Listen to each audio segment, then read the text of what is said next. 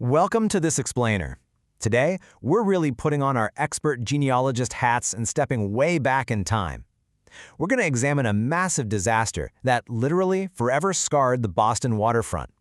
But, we aren't just looking at the broad strokes of history here.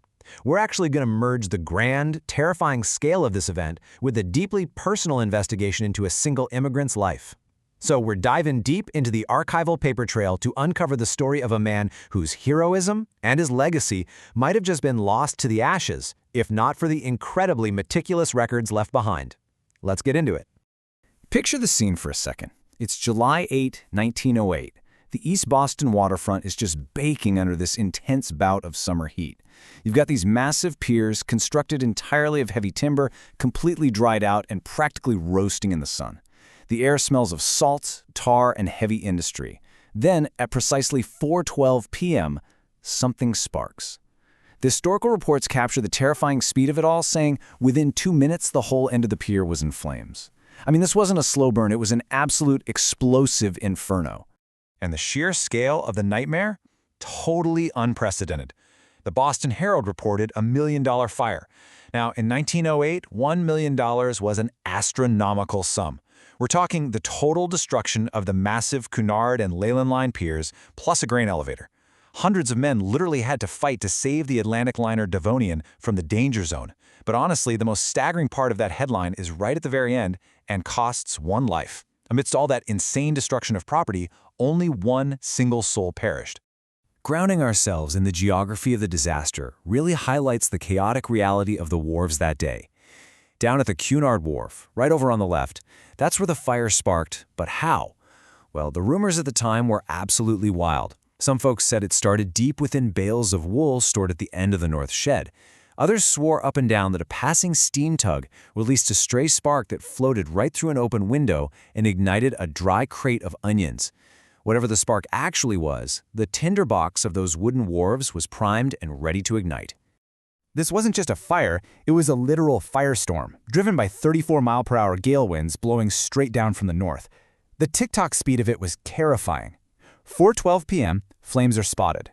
Just 10 minutes later, an entire dock measuring 750 feet long by 220 feet wide is completely engulfed. The clerks inside the Cunard office actually had to drop from the windows to the ground because they couldn't even outrun the flames. Within 15 minutes, a quarter mile of waterfront was destroyed. And tragically, this massive steel-hulled immigrant steamship, the Ivernia, was due to berth right there the very next day. It had an incredibly narrow escape, safely docking at the White Star Pier instead. Part 1. Uncovering Daniel Sullivan, the sole victim. Amidst the absolute chaos of that afternoon, we return to that one life lost. Who was he? Well, when we look closely at the records as genealogists, a deeply personal story starts to emerge. Let's trace his roots through the paper trail. Daniel, the son of Timothy and Ellen, was born in County Cork, Ireland in 1843, one of 10 children.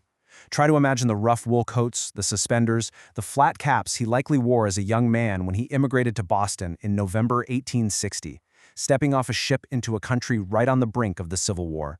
He married Honora Sullivan in 1868 at the Holy Redeemer Church in East Boston and naturalized as a U.S. citizen in 1876. He was a man just deeply, deeply woven into the fabric of the immigrant experience. But here's the thing. Daniel was not just an average guy. A really surprising detail jumps out from the archives. 6 foot 6 inches. We actually know this specific, fascinating fact thanks to a medical examination preserved from 1883. Daniel weighed a staggering 220 pounds. In the late 19th century, when the average height was much, much shorter, Daniel Sullivan was a literal giant. He had this larger-than-life physical presence that must have commanded immense respect down on the docks. And honestly, he needed that size. Because for 40 years, Daniel engaged in the most grueling, back-breaking labor the waterfront had to offer. He worked his way up through the ranks for the Cunard Line, teamster, laborer, a roustabout hauling heavy cargo, and eventually foreman. He did all of this to support a massive family of 7 children, moving between bustling working-class row houses at 39 Haynes Street and 91A Webster Street. Eventually, though, an injury on the job forced him to step down, taking on a role as a watchman and pensioner. Part 2. Devotion to Duty, the Final Act. So that brings us back to that fateful, scorching afternoon of July 8, 1908. Daniel was 70 years old at this point. He could have simply walked away. Instead, his final act is captured perfectly in the news reports of the day. Pensioner loses life in fire through his devotion to duty. See, Daniel was at the end of the north shed where the fire sparked. He discovered it. He successfully made his way out of the danger zone and gave the alarm, saving countless lives, including those clerks who had to jump from the windows. But then the giant watchman turned around. He went back into the inferno to try and check the flames. He was never seen alive again. Long before the firemen even reached the scene, Daniel was gone. The aftermath was just utterly heartbreaking for his family. 2 days later, a search was attempted for Daniel's remains, but the heat radiating from the charred timber of the ruins was still so intense that they had to call the whole thing off. His body was never recovered. His widow, Honora, and his 2 surviving adult sons were left grieving without a body to bury in their 4-grave family plot at Holy Cross Cemetery in Malden, a plot that Daniel had actually purchased years earlier to bury their young children who had passed too soon. Part 3. The Forester's Impact, Protecting a Legacy. Now, this kind of tragedy could have meant total financial ruin for a widow back then, but Daniel had made an absolutely crucial decision decades earlier. He was a charter member of the Massachusetts Catholic Order of Foresters, initiated way back in 1883. Because Daniel's body was never found, proving his death to secure his life insurance benefit was a massive legal hurdle. But a letter from August 1908 written by lawyer Joseph A. Sheehan to the Foresters shows the real-world fight to protect his family.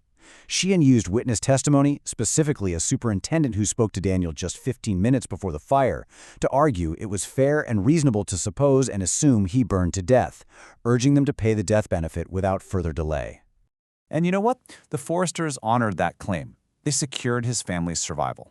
When we follow the paper trail to the 1910 census, which is just 2 years after the fire, we find widow Honora Sullivan isn't destitute at all.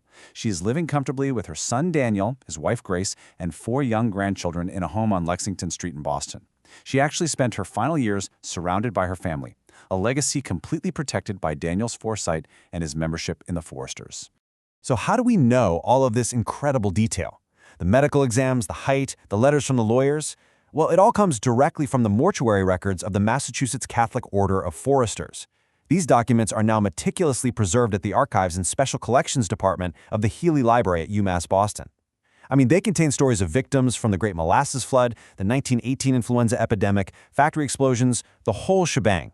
They are an absolute treasure trove for modern genealogists looking to flesh out the real lives of working-class immigrants.